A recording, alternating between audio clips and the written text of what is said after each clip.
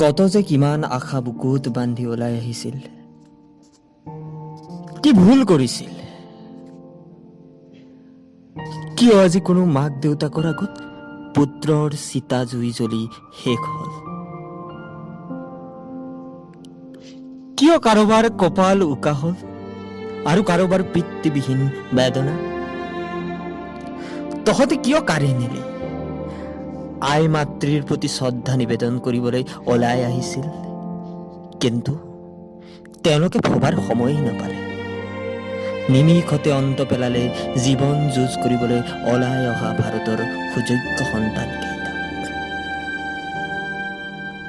আজি আই মাতৃৰ চকুত চকুলো বব ধৰিছে।